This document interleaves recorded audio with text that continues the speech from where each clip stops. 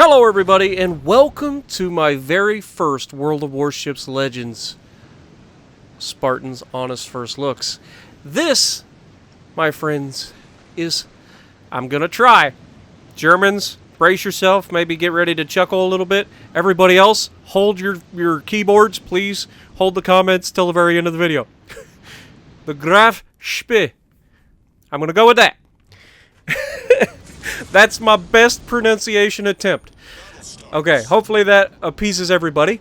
It's not A, okay, it's not Spee, and apparently it's not completely Spee, even though that's closer to the real pronunciation than Spee is, which apparently a lot of English people tend to say. So, with that out of the way, I give you the Graf Spee. Probably butchering it, I apologize. Moving on. What is the goods, the bads, and the uglies with this ship? Well, the goods. It's got the Scharnhorst 283mm guns. The bads. It's got the Scharnhorst 283mm guns. The ugly. This thing has to be very, very careful. It is a very crunchy battle cruiser. Now, I know, before you hit me with it, God darn it, Spartan, how many times... This is not a battle... It is a battle cruiser. Technically, it was a pocket battleship, and hello, Citadel. Thank you. Hey, Königsberg, did you see what happened to the Nuremberg? Can you hold these for me? That'd be great. But anyway, while we're waiting for the inevitable kapow to happen, wait for it. There we go. Got him with one shell and Citadel him. But anyway, this thing has a very crunchy cruiser, okay? It has armor. It also has the health consumable, which means you can recover health, which is amazing in a cruiser. Which means you don't have to be a coward. This thing is very, very good. But, as you will see demonstrated later on, you do have to be somewhat careful, and especially in a very specific situation. And I will give you that when it comes. But I'll be honest, I love this ship. I do not dislike this ship at all. For a German ship, battleship, cruiser, doesn't matter, doesn't know what it is. I don't know what I am half the time, so it makes sense. This thing I like to use as a battering ram, okay? And I know what you're thinking, but Spartan, you're not ramming people, are you? No. Not that kind of battering ram. The kind where I shove this ship right down your throat and ruin your entire team so quickly that even my team will have trouble failing. That being said, it generally doesn't end very well for me. I don't live entire matches in this ship, but I don't think this ship was meant to live entire matches. I believe that this ship is best in these situations where it literally just gets shoved down the enemy's team throat, and that ends up being the best way to play it for me in particular. Now, I am running my typical, my cruiser build. In the Americans, it's Norman Scott. For the Germans, it is Muller, I believe is his name. And, it's got all the good stuff. It has the reaching out. It's got the punch through and armor-piercing goodness. It's very, very, very good. And dispersion as well. So, it tames these beasts and turns them into something that is straight out of a horror movie if you're on the enemy team. Now, that being said, this thing also has pretty good secondaries for a cruiser. It actually has 105s and 150mm secondaries.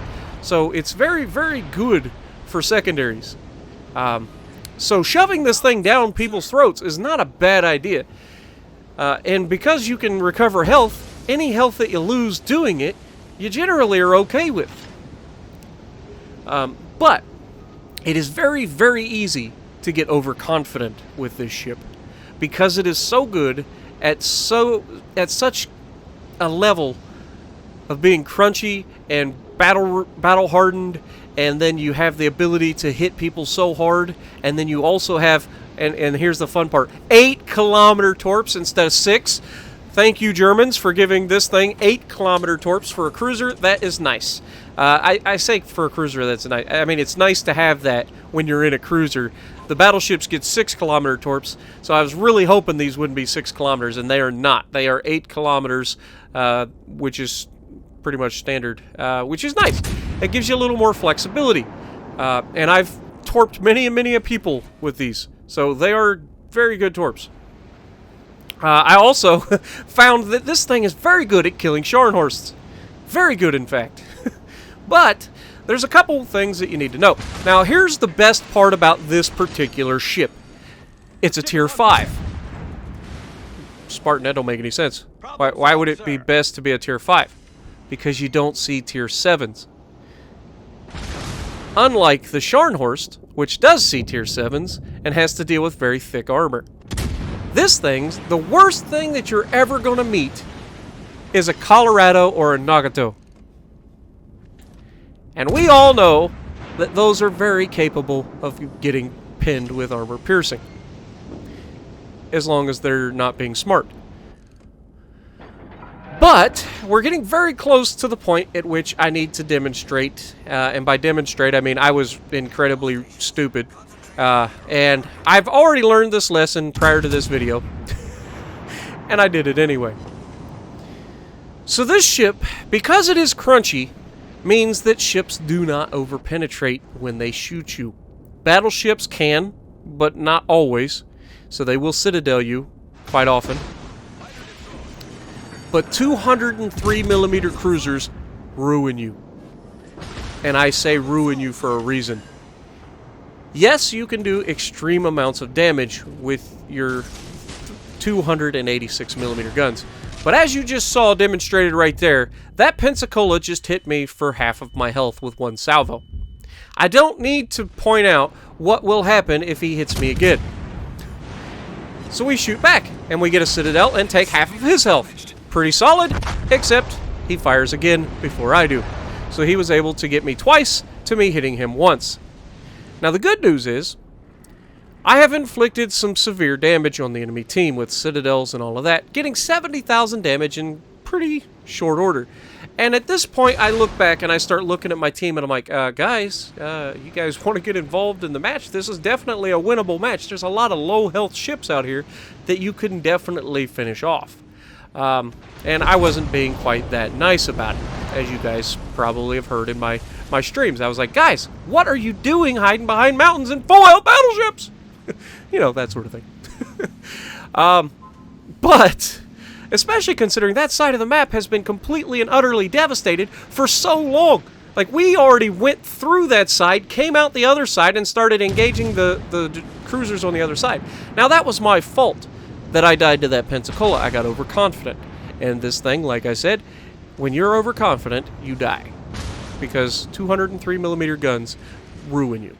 Now, I was talking to this guy. This Pensacola shot armor piercing at the guy first, and then I told him, hey, dude, HE. I said, luckily for you, this Icarus has no idea that he can use AP and citadel you. Otherwise, you'd be dead right now.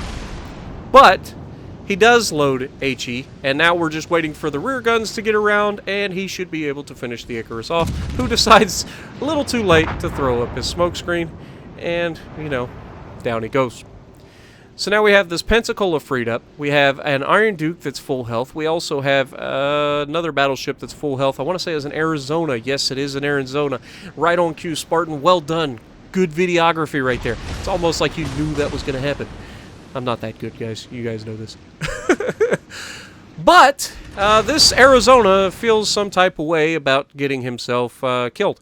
He wants to be broadside to the entire enemy team, and so, you know, with that in mind, I mean, it is in Arizona, so you're probably okay. But there are bad guys out there that want your giblets, and he gets the Nuremberg. You gotta love it. We took half of the Nuremberg's health earlier. He took the other half right there. Now he's got a New York out there, but you'll notice the last known position of a destroyer was off to his right side. This destroyer is the star of this video.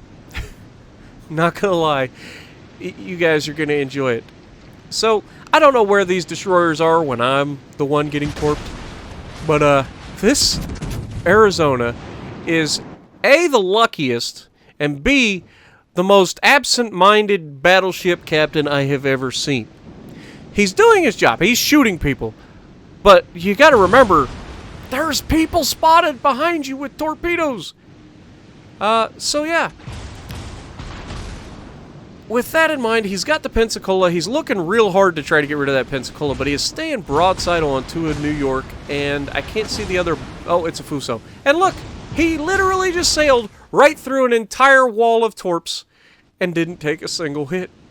Or at least I didn't see him take a hit. Maybe he did, and I just didn't see it.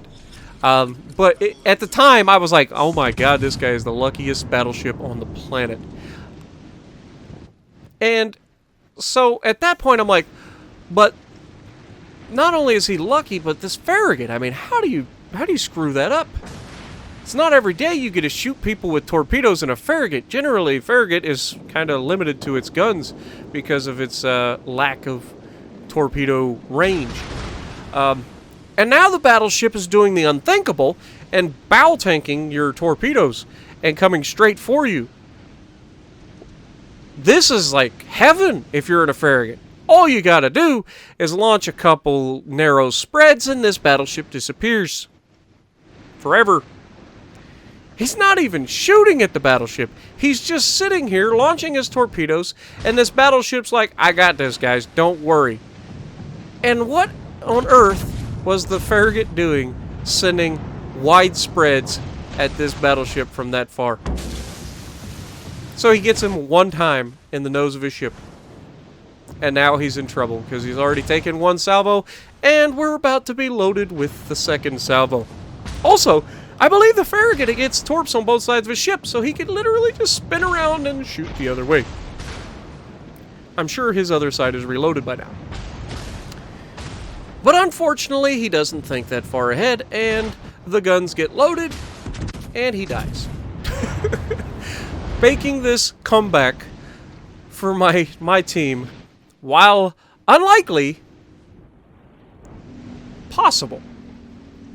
Because now we have a New York that's not very far from our Iron Duke, and an Iron Duke should be able to get some good damage from here, because he's got nice side shots into the New York. But unfortunately, he gets like one hit on the New York, and we go back to the Arizona for a moment, and the Arizona gets some nice penetrations on the New York. And is the Iron Duck gonna pull it out? Come on, Duke, you got this. We lost our Pensacola. Oh, the Arizona got another nice hit on him. Come on, Duke, you got this. We believe in you. Wait for it. Really? Gotcha. So yeah, unfortunate, but it's a thing. The New York manages to live a little longer. But surely he's about to die. I mean, he's got the Arizona over there firing at him, who's been able to hit pretty well. And he's got this Iron Duke that is just begging to shoot him. And, wait for it. This time, he in fact hits him. And that just leaves a Fuso. Now, if you're in a Fuso, and you find yourself in this position, you're in trouble. Now, the biggest thing you need to do is get rid of the guy who's got the easiest shot on you. Unfortunately, for him, the guy that has the most health left is the guy who's got the best shot at him. He's got the Arizona firing from one direction. He's got the Iron Duke firing from the other. He's caught in a nasty place, and all he can really do is try to get a little bit more damage before he is inevitably sunk by these two battleships. And I'm not going to take credit for this win, but I have a feeling that had I not charged in like a battering ram, we probably would have lost this match because we were not doing so well, to be honest. But we ended up with 70,000 damage, 3 Citadel hits, not a bad result. So, at the end of the day, would I buy this ship? I would say yes. The Graf Spee is pretty solid, and I think that most people will enjoy it. That being said, it is 10,000 for the cheapest package that I've seen with it. So, It's a little bit more expensive than the Graf, which was 8,000, but the Graf, is it a tier 5 or tier 6? Can't remember. But this is a much better ship than the Graf. So I think more people are going to enjoy this particular ship over, another premium that may come along. So if you like what I'm doing, punch the like button, leave a comment below, subscribe to the channel if you haven't already, and as always, I will see you in the next video.